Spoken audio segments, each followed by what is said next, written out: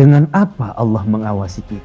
Dengan apa Allah menatap kita? Dengan apa Allah memperhatikan kita?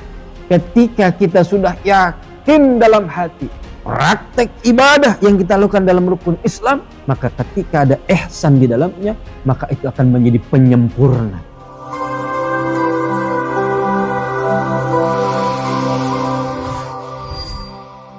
Bismillahirrahmanirrahim. Assalamualaikum warahmatullahi wabarakatuh.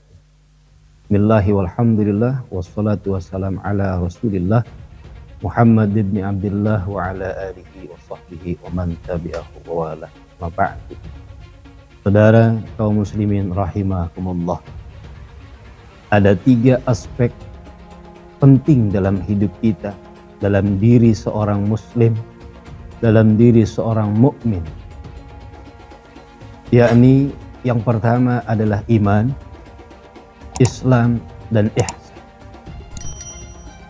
Rukun iman sedikit banyak telah kita bahas dalam video yang lalu, bahwa perkara rukun iman itu adalah ibadah batiniyah, ibadah qalbiyah, ibadah yang menggunakan hati.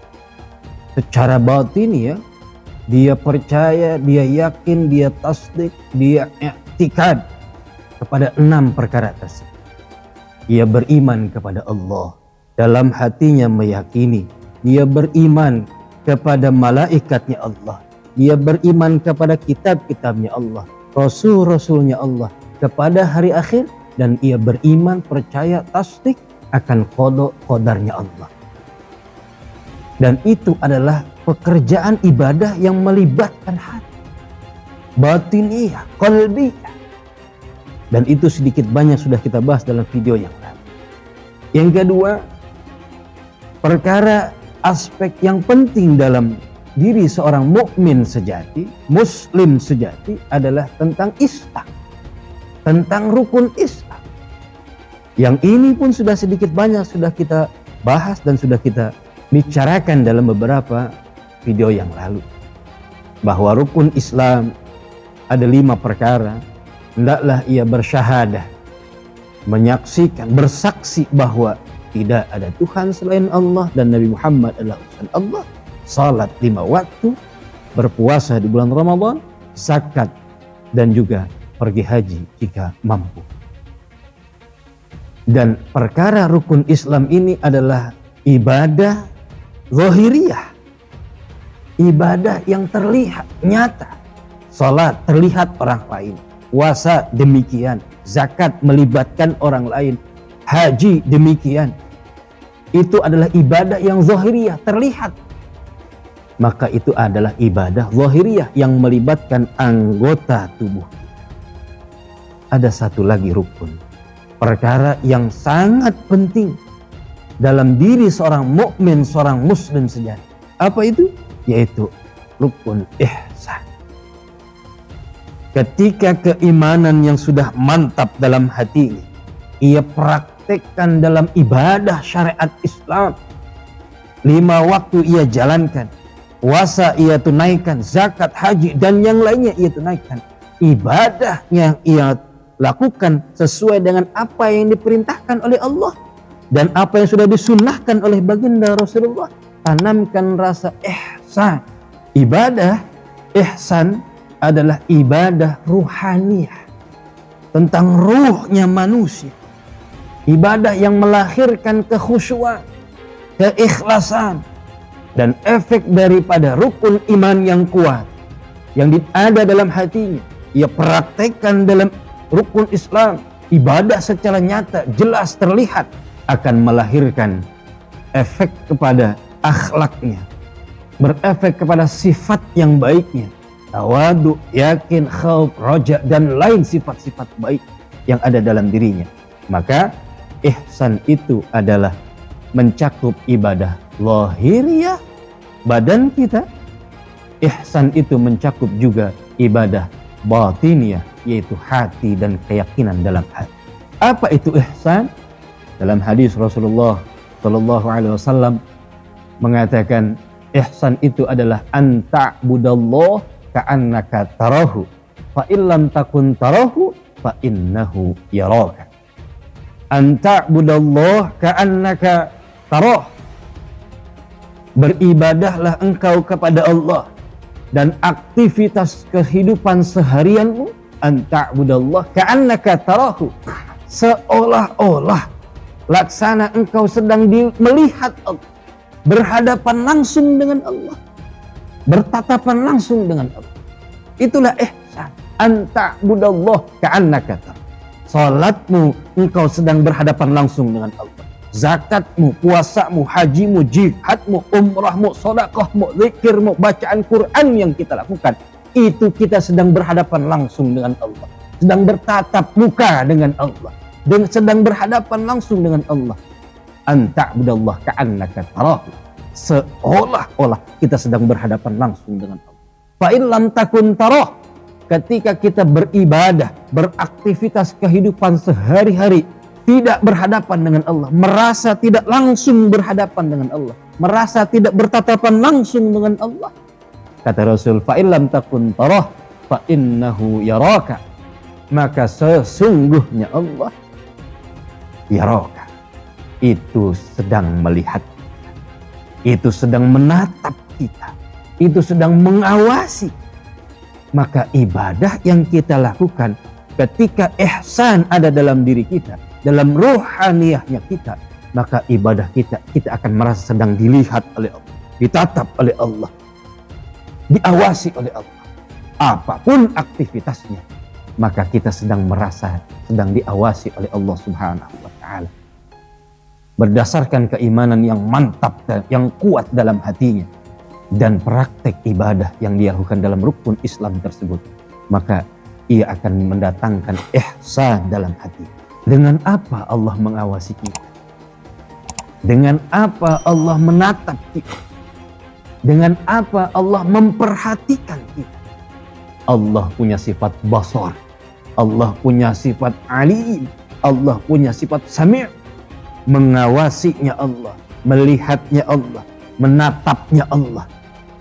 Berhadapnya kita kepada Allah dengan basarnya Allah, dengan pandangannya Allah, dengan sami'nya Allah, dengan pendengarannya Allah, dengan alimnya Allah, dengan maha mengetahuinya Allah. Ihsan adalah penyempurna daripada 6 rukun iman, 5 rukun ihsan. Ketika kita sudah yakin dalam hati praktek ibadah yang kita lakukan dalam rukun Islam yang 5 itu, maka ketika ada ihsan di dalamnya, maka itu akan menjadi penyempurna. Nanti akan lahir yang namanya ikhlas. Ibadahnya bukan lagi karena orang lain, bukan lagi karena surga sekalipun, karena ibadahnya ia merasa diawasi oleh Allah. Karena dia beraktivitas sehari-harinya merasa terus diperhatikan oleh Allah, karena ia menanamkan ihsan dalam hatinya. Sungguh hakikat keimanan yang tertancap dalam hatinya diiringi sifat ihsan, terpatri dalam sanubari ruhaniyahnya, maka ibadah yang dilakukan tentunya melahirkan keikhlasan. Dan ibadah seberat apapun akan terasa ringan, sebanyak apapun akan terasa mudah, karena ada ihsan di dalam. Dalam Al-Quran Allah Subhanahu wa ta'ala berfirman, surat An-Nisa ayat 105, A'udzu billahi minasyaitonir rajim, bismillahirrahmanirrahim. Wa man ahsanu dinan mimman aslama wajhahu lillah wa huwa muhsinun wattaba'a millata Ibrahim hanifa wattakhadallahu Ibrahim khalila. Dan orang-orang yang sudah menanamkan ihsan dalam dirinya, yang ia merasa setiap aktivitas kehidupannya merasa diawasi oleh Allah, merasa diperhatikan oleh Allah, ia berbuat baik, ia memperbaiki perbuatan baik yang menjadi lebih baik lagi. Orang-orang yang sudah beribadah kepada Allah, man aslama wajhahu lillah, ia berpasrah diri, ia taat tunduk patuh kepada Allah, menjalankan apa yang diperintahkan oleh Allah, ia menjauhi apa-apa yang dilarang oleh Allah. Wajhahu lillah, tidak ada dalam dirinya harapan kecuali hanya mendapatkan ridhonya Allah.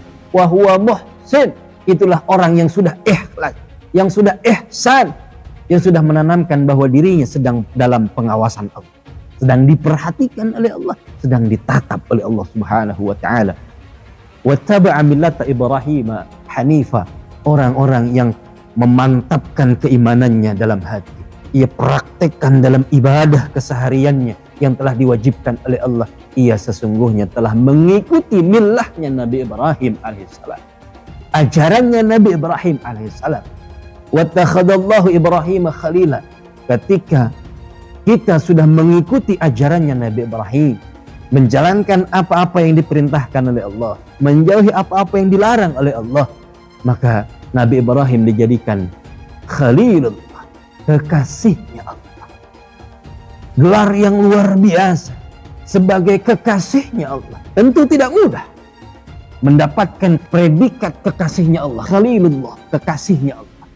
Ibrahim mendapatkan predikat kekasihnya Allah. Khalilullahnya itu butuh perjuangan yang luar biasa. Selain keimanan yang mantap dalam dirinya, Nabi Ibrahim lebih mencintai Allah dari apapun selain daripada Allah. Ibrahim banyak mengeluarkan hartanya di jalan Allah. Nabi Ibrahim pernah berpuluh-puluh tahun menikah tidak dikaruniai anak.